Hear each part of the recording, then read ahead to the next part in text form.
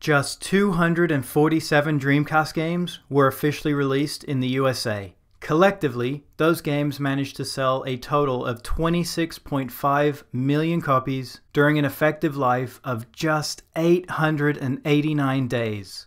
As somebody that happily stood in line on day one to buy the system, that last number still makes me more than a little sad.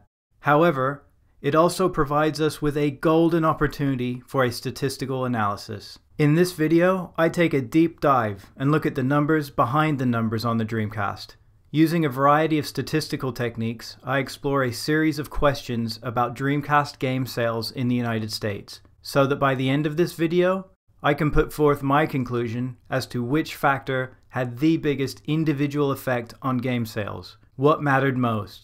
And as an added bonus, at the end of this video, I'm going to touch on Shenmue 2 and discuss my findings of how that game might have sold in the United States.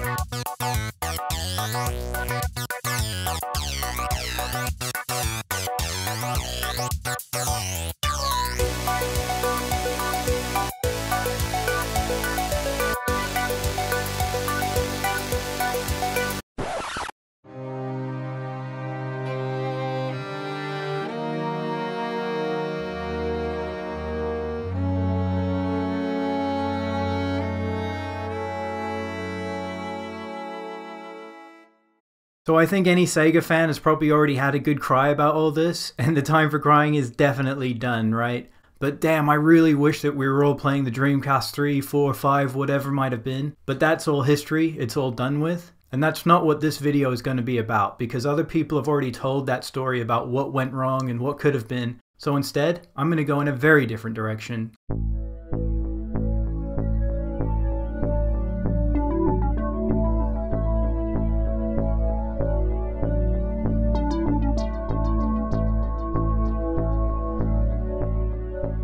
Looking at all those great games just makes me want to bust out my VGA cable, fire up the Dreamcast and play some of them all over again.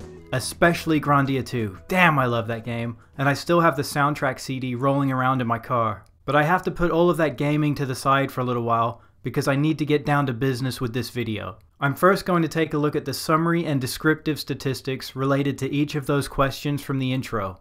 I'm talking about things like the average number of games sold by release period, by genre, by publisher, that sort of basic stuff. But then things are going to get a lot more interesting and a lot more controversial when I use regression analysis to drill down on those numbers and come to some actual conclusions about what was really moving the needle in driving game sales. I'm talking about actually isolating the impact of things like a game's release date, level of promotion, review score, these sorts of things. Questions that will ultimately help me to understand which factor potentially had the biggest impact on sales.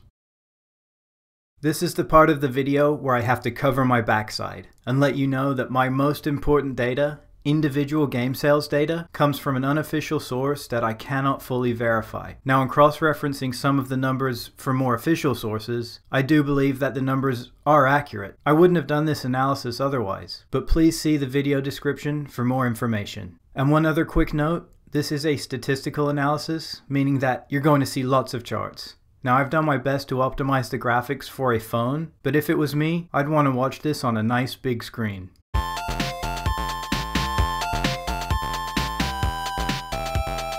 The dependent variable in this analysis is game sales.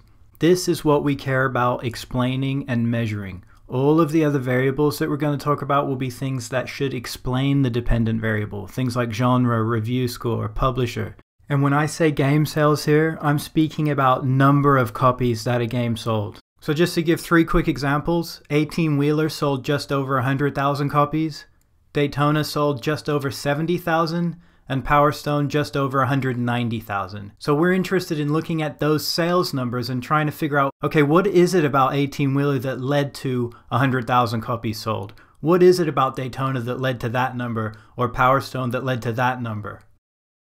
The best starting point for any statistical analysis worth its salt is to take a good look at your dependent variable, in this case game sales. So let's jump in and see what happens. This is a basic histogram, a distribution of overall game sales on the Dreamcast.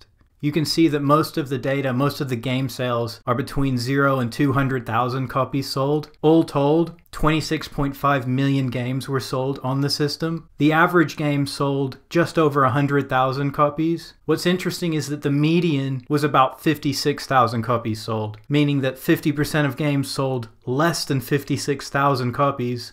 In case you were curious, the least selling game on the Dreamcast is ECW Anarchy Rules, and of course the best selling game is our friend Sonic.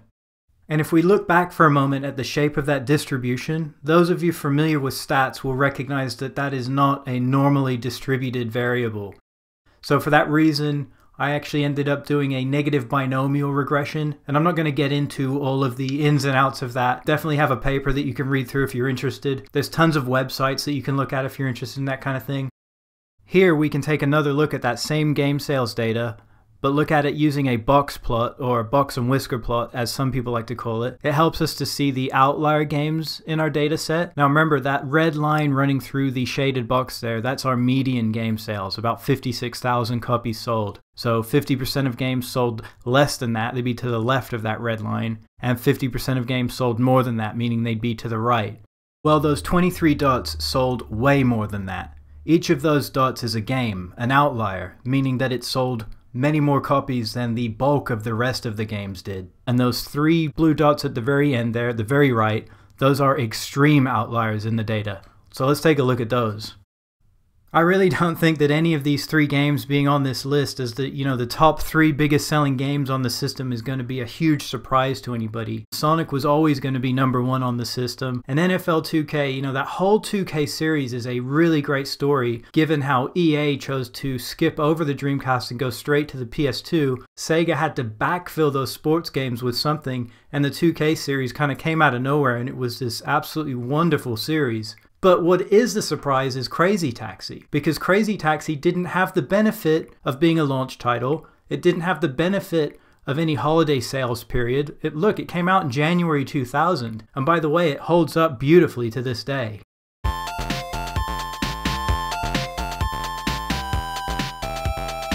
So now remember how I said that the dependent variable was dependent on other things? Well, these are those other things. The independent variables are the factors that hopefully explain the changes in game sales. These are things like game genre, review scores, release dates, multiplayer status, all these kinds of things. Now, if there's a big weakness in my analysis, this could be it. Because one of the most critical things with a regression model is that you include all of the most important variables that could possibly have an effect. Imagine a model where you think you've measured how certain things affect the sales of umbrellas, but you forgot to include rain as a variable. So looking at this list, am I missing something critical? Maybe, but I can't say for sure. But what I can say is if I have, it will certainly change the findings that are about to unfold. That's just a reality with regression models. If I'm not careful, I'm going to sync my own video with these disclaimers, so please see the description for anything else I might come up with. Intuitively, you can immediately start to wrestle with this question in your mind. You might logically assume that the more time a game has on a shelf, the more sales it will naturally rack up. So Game X that came out a year ahead of Game Y will have a lot more time on the shelf that it could potentially rack up sales. But then Game Y will have the benefit of more Dreamcast being in people's homes when it comes out than Game X did. And we can be fairly certain, I think, that the bulk of a game's sales probably occur within a month of its release. But beyond these somewhat logical assumptions, there's also something very big lurking in the background. Remember I told you that this was not going to be an exploration of why the system failed? Well, that's because other people have already written so well about it, and here are 3 of the big things that they identified that are going to go into this variable. Number 1. The release of the Utopia boot disc in June of 2000 that broke down the Dreamcast piracy protection. This is when people started to have those massive collections of burned Dreamcast games that are still floating around today. You've probably seen the binders or the big stacks. However, I do want to say one thing here. Many people say that the Dreamcast itself died because of piracy, but logically I don't think that can be true, because while piracy definitely would have had an impact on game sales, I'm not sure it would have impacted console sales. And if you read interviews, Sega executives at the time said over and over again that they just couldn't sell enough consoles. They couldn't get enough Dreamcasts into people's homes. Seems like piracy might have actually helped get systems into people's homes. Number 2, of course, is the fact that the Dreamcast, ever since the beginning, always lived under the long shadow of Sony's approaching PlayStation 2. And of course, once the PS2 released, it had a massive impact. And then number 3 is the system's discontinuation announcement on January 31st, 2001. And so for these 3 very big reasons, I speculated that a game that was released toward the early part of the Dreamcast life would sell better than any game that was released toward the latter part of the Dreamcast life. So let's take a look. The first thing I did is divide average game sales into 3 distinct windows of release. So 3 different time periods. The first time period is just 1 day long and represents those 19 launch titles. You can see very high average sales among those 19 games. But it's the other 2 windows that I think are much more interesting. First is the 123 games that came out after launch but before the PlayStation 2 release. And then the 105 that came out after the PlayStation 2 released. You can see large differences in these averages, and these differences are statistically significant. And before we get too far away from talking about average game sales for launch titles, I just want to point out something that I don't think Sega gets enough credit for. Having 19 launch titles, and some of them very, very good, you talk about NFL 2K, Sonic Adventure, Soul Calibur, things like that, had more than double the launch titles of the next closest system that had come out anywhere close, and that was the PlayStation 1 with 8. So now taking a step back, or a step forward, I'm not sure how you would word this, but looking at total sales across the 3 release windows, you can see that we paint a slightly different picture. The 123 games that came out after launch but before PlayStation 2 represented the bulk of game sales for the Dreamcast.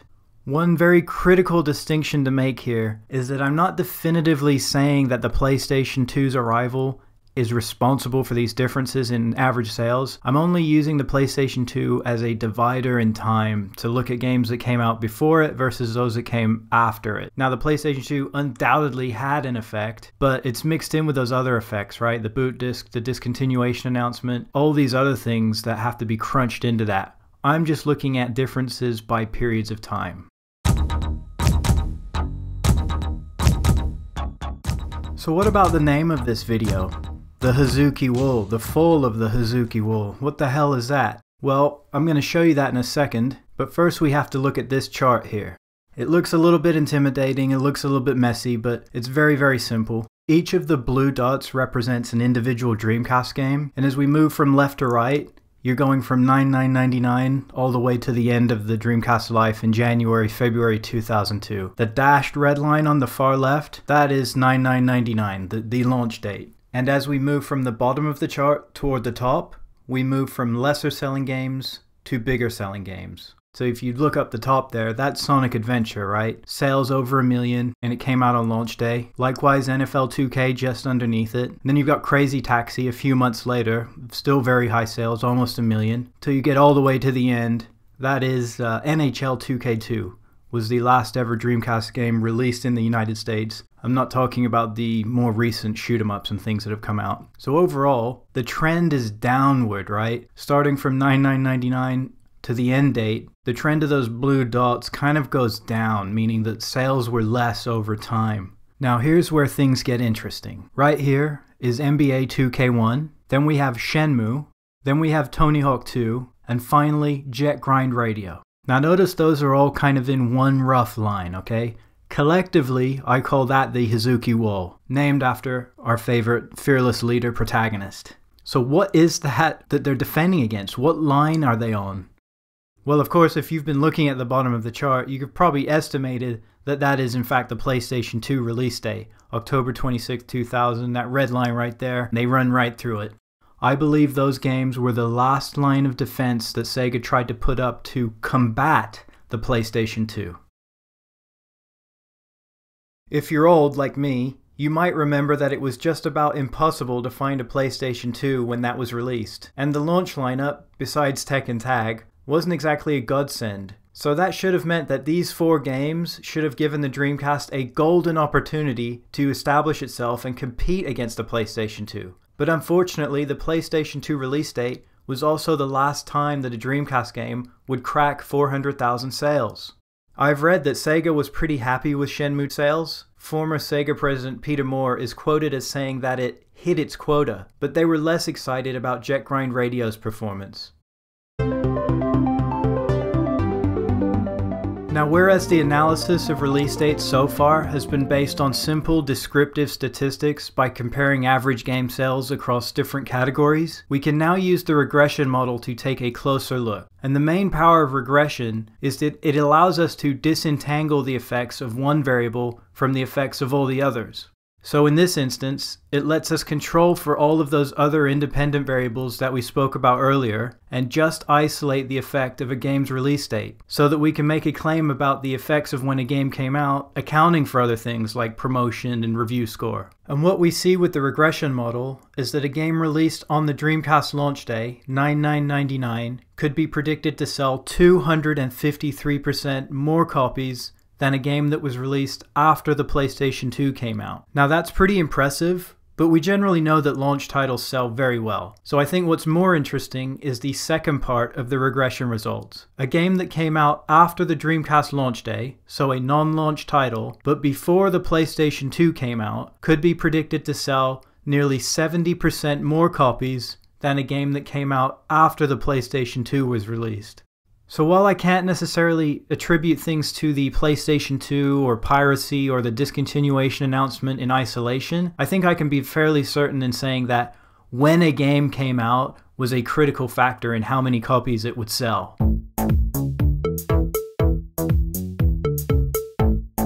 My second research question is one of those questions that's not even a question anymore in video game industry. It's kind of just taken as fact, but my opinion is unless you really look, you might not know. And just to give you one example of how pervasive this theory is at the highest levels, Howard Lincoln, then of Nintendo, once reported that he never saw 3DO, one of my personal favorite gaming systems, as a threat because their business model overlooked the critical importance of first-party games. Talk about wanting to cry. I really wish things would have gone differently with the 3DO and that the M2 would have come out. I absolutely love that system, but it didn't happen, so let's talk about other companies before I get too sad speaking about the 3DO. So here's a list of the publishers, the major publishers for the Dreamcast, and when I say major, I'm talking about companies that published at least 4 games for the system. No surprise, Sega with 57, that's the bulk of them, nearly a quarter of games. But what was surprising was how important Capcom was. They had 24 games come out, nearly 10% of total games. And sure enough, when we look at average game sales by publisher, we see Sega right at the top. So the average Sega published game would sell just over 220,000 copies. Then interestingly, there's Namco right below them. The average Namco game that came out sold 197,000 copies. And you see Capcom a little bit further down, their average game sold nearly 80,000 copies. But keep your eye on Namco and what happens to them when we look at totals instead of averages. They drop way down. They didn't have many games, it's just they made a huge splash with games like Soul Calibur. Midway, Eidos, and Capcom suddenly look a lot more important to the overall health of the console.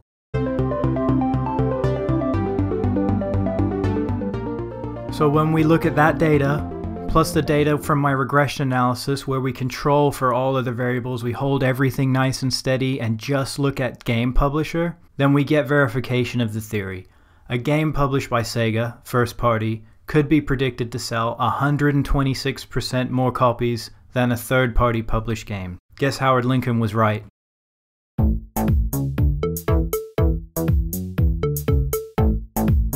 Here is a quick overview of game representation by genre on the Dreamcast. Action titles make up the bulk of the library, followed by sports, driving, and fighting games. I think if I had a complaint about the makeup of games, it would be the lack of role-playing games. I would have loved it if there were a dozen Grandia 2 clones. Those games hold up brilliantly, and I wish there were more of them. I wonder if there's any truth to the rumor that a certain former Sega president put the brakes on RPGs coming to the Dreamcast in the very early days of the system's development.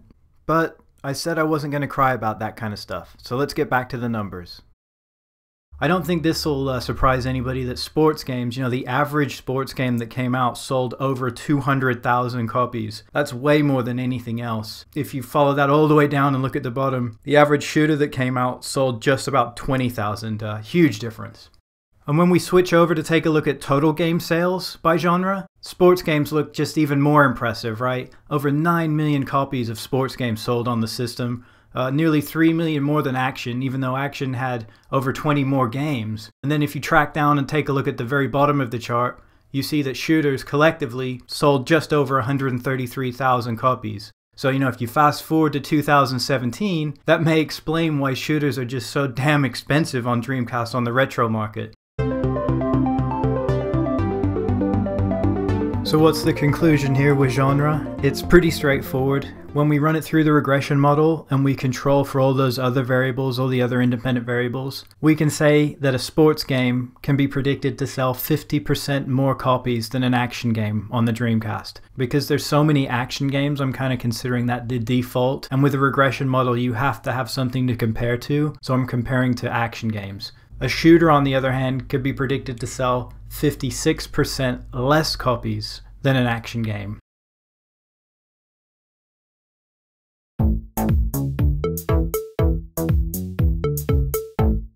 There's almost no doubt about it. With question 4, I think we're about to enter some controversial territory.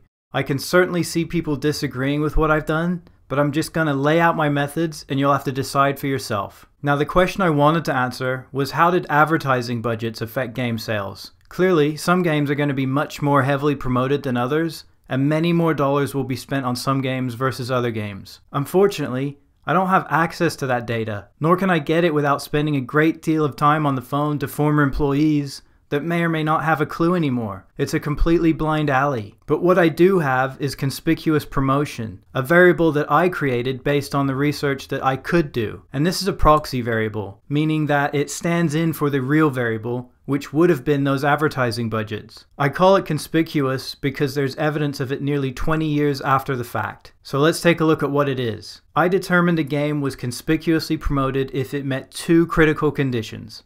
The first is whether or not the game appeared on the cover of one of the major magazines of the time. Either EGM, Official Dreamcast Magazine, GamePro, or Game Informer. So if a game showed up on one of those covers, I considered it to be conspicuously promoted. Now, I don't know what the process is for a game appearing on a cover. Is it something that's purely selected by the editorial team? Or does a game company pay the magazine to have the game put on the cover? But either way, it doesn't matter. For my purposes, the game is heavily promoted by virtue of just being on the cover. And the other condition is whether or not the game had a specific commercial that was dedicated to it. Not that it was featured among several games, but that it had a commercial just for itself. So when we divide the 247 Dreamcast games into those 2 camps, we see huge differences. Okay, the 203 games that didn't have a commercial or did not appear on a magazine cover, their sales are just a fraction of the 44 games that did have the promotion. And when we use the regression to control for all the other variables in the model, this conspicuous promotion variable was one of the most important in describing and predicting a game's sales. In fact, promoted games could be predicted to sell 135% more copies than non-promoted games. Real quick, before we move on from this topic, when I was researching magazine covers, I was struck by something that I think deserves a little bit more attention. What I found is that mainstream magazines gave extremely small amounts of cover real estate to Dreamcast titles compared to other consoles, mainly the PlayStation 1. In fact, the 29 months that the Dreamcast was alive, October 99 to February 2002, 3 of gaming's biggest magazines devoted just 4 to 12 covers to the system. So in totality, 87 covers were technically available during this time, but only 23 of them featured Dreamcast games.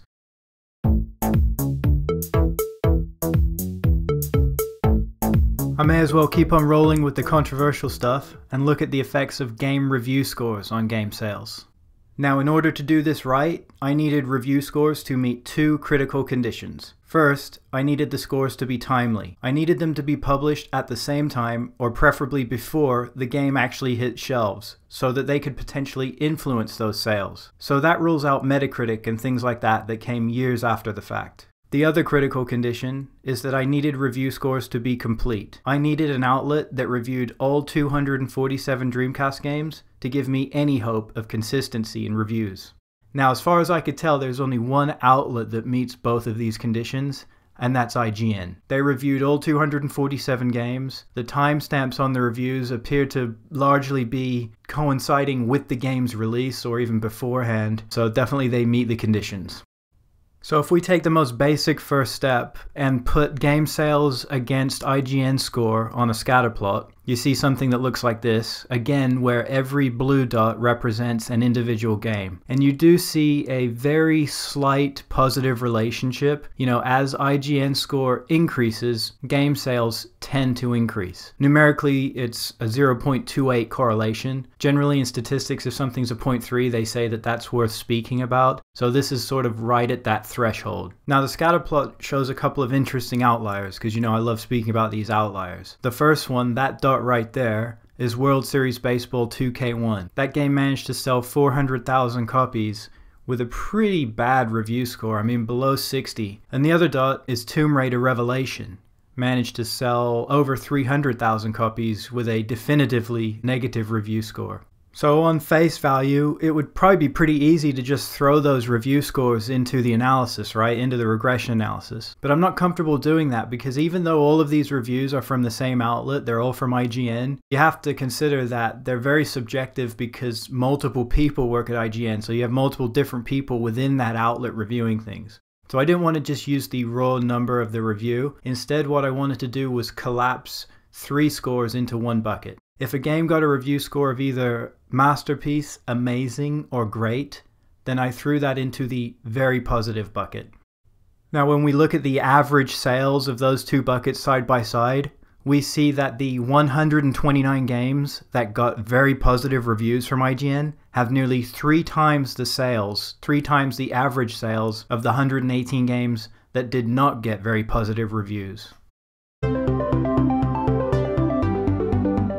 When we use the regression model to control for all the other variables, something very interesting happens. We see that games with a very positive IGN score could be predicted to sell 26% more copies than a game without a very positive score. Now this might seem confusingly low based on the fact that we just saw massive differences in averages on that last chart. But again, that is why regression models make such powerful tools, because they allow us to disentangle the effects of one variable from the effects of all other variables. And in this case, it's telling us that while IGN scores do have an effect, to the tune of a 26% boost, it's mainly other variables that are in fact causing the big differences in average sales. Nonetheless, IGN score was a significant variable and definitely worth a mention. Similar to what happened to me when I was looking at magazines, I got distracted because it occurred to me that IGN, the average review score for Dreamcast games was 74 or 7.4 on their scale. Seems pretty high to me, and I wondered, did those reviews kind of change over time at all? Were early reviews much higher than later reviews, thinking maybe that they were very excited about the Dreamcast and that inflated those early review scores, and then once the PlayStation 2 came out, maybe IGN soured on the Dreamcast a bit and review scores went down. I don't know, pure speculation, right? But I just couldn't resist digging a little bit deeper.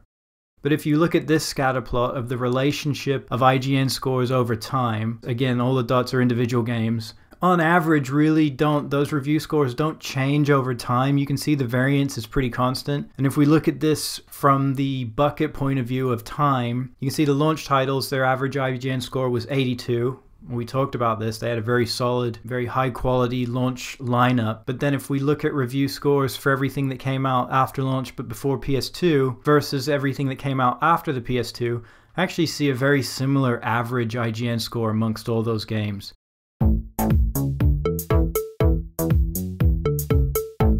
So I'm talking about how does the introduction, or how did the introduction of new intellectual property, new IP, affect game sales? And new IP, think about games like Shenmue and games like Seaman. Okay, those are the kind of things I'm getting here. Games that hadn't shown up, or properties, IP that had not shown up anywhere until it was on the system. I counted 22 games on the system that introduced new IP that hadn't been seen anywhere before. And when you compare the average sales of those 22 games versus the 225 that didn't have new IP, you see that the average sales are nearly double. Strangely enough though, when you put this variable into the regression model, and you control for all other variables, you see that games featuring new IP had only a very small effect. It was positive, but only a very small effect, meaning that those other variables are the chief reasons driving those differences in averages that we just looked at. When we look at average sales for the 27 games that were sequels to existing Dreamcast games, we see that those had much higher average sales. Holding all the other variables constant, we see from the regression analysis that a game could be predicted to sell 40% more copies if it was a sequel. There's definitely a relationship there. By the way, if you enjoyed playing Seaman as much as I did, I really recommend that you check out this conference presentation from Ute Saito, where he discusses Seaman and he talks about everything that went into it. Really interesting discussion. I highly recommend that.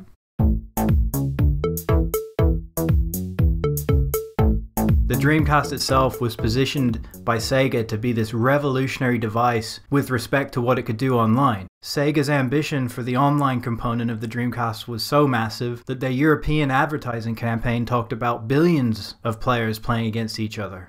Now, while I desperately wanted to do a good analysis of how the online functionality of games affected their sales, I really couldn't do it because I ran into a lot of trouble when I tried to factor it into my regression. And this is because SegaNet didn't come out until a year after the system launched. So that created two sets of games, those that came out before SegaNet and those that came out after SegaNet. So then when you try and compare those to all the other games and you have all these multiple subsets of games, you really can't make fair comparisons, and I ran into a lot of trouble with the regression. So while my hands might be tied and I'm not really able to use the regression model on this one, at least not honestly, not fairly, we can still take a look at the very simple comparisons, right? If you look at the 39 games that did have some kind of online mode, whether it be you could play against each other simultaneously, or maybe it just had downloadable features or leaderboards, something like that, those 39 games actually had double the average sales of the 208 that didn't have any online function.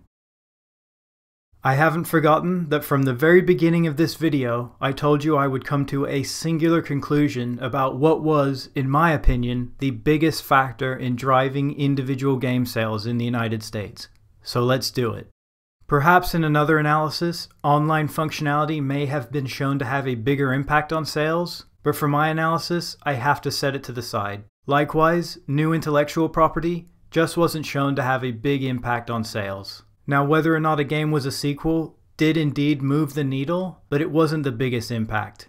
Critical review scores also moved the needle, but they were far from the biggest. And as for a game genre, we can say that a sports game could be predicted to sell very well, and a shooter not very well, but is that really a conclusion?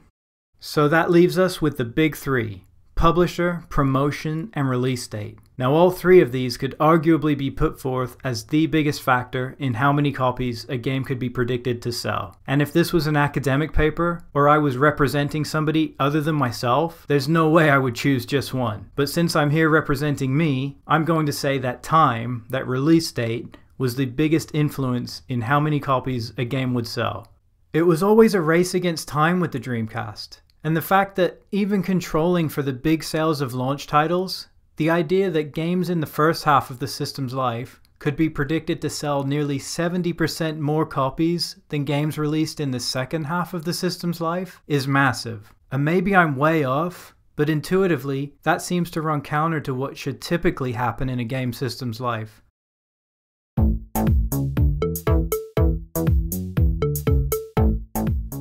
When the idea for this analysis kind of first came into my head, it always somehow had Shenmue 2 in the background. I always wondered to myself, could Shenmue 2 have saved the system if it would have just come out in the States instead of just Europe and Japan and then being siphoned onto the Xbox in the States? Could things have been different? And you'll hear arguments from other people to this day that, yeah, things could have been different if Shenmue 2 would have come out. But the more I learned for this analysis, the harder it got for me to believe that.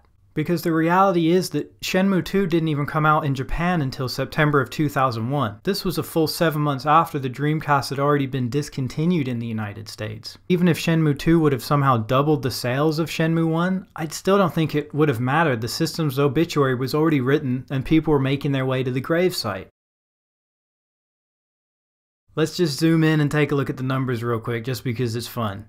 Shenmue 1 sold 458,000 copies in the USA. In Japan, Shenmue 1 sold 380,000 copies. Now, when Shenmue 2 came out in Japan, it sold 150,000 copies, so far less than Shenmue 1. And when it was released on Xbox in late 2002, Shenmue 2 sold 220,000 copies in the USA. So if those numbers are accurate, we really don't need anything fancy like a regression model to try and predict sales because, no matter what prediction comes out, it's not going to be high enough to save a system unless it was in the millions somehow. I think the biggest lesson I've learned after looking at Shenmue 1 and 2 and the sales figures and everything around them is that the promotional team behind Shenmue 3, the upcoming Shenmue 3, really needs to do a great job of telling the player what's happened before, or else telling the player that you don't need to have played anything before to know what's going on, because unfortunately not many people played those games. And I'm scared of the commercial success or failure that might happen because I want to see Shenmue 3, 4, 5, I want to see all of these.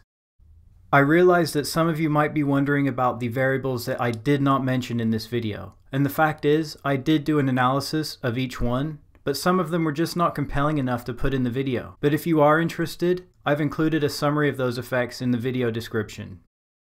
My next video is going to be an exploration of retro gaming values. I want to look at what are the factors that go into driving those prices to where they're at today. Then after that, I'm going to take a look at the Nintendo 64 library, and hopefully then a look at the 3DO library, the criminally underrated 3DO library. Now beyond that, I'm at risk of being creatively bankrupt, so if you have any suggestions of things that you think might be interesting for me to look into, I'm all for it. I'm all ears. Go ahead and type in the comments below. I will read them. I will respond. Now, if you don't mind, I am actually going to go and play Grandia 2, team up with Ryudo and Elena and battle Melphis again. So until next time, thank you very much and all the best.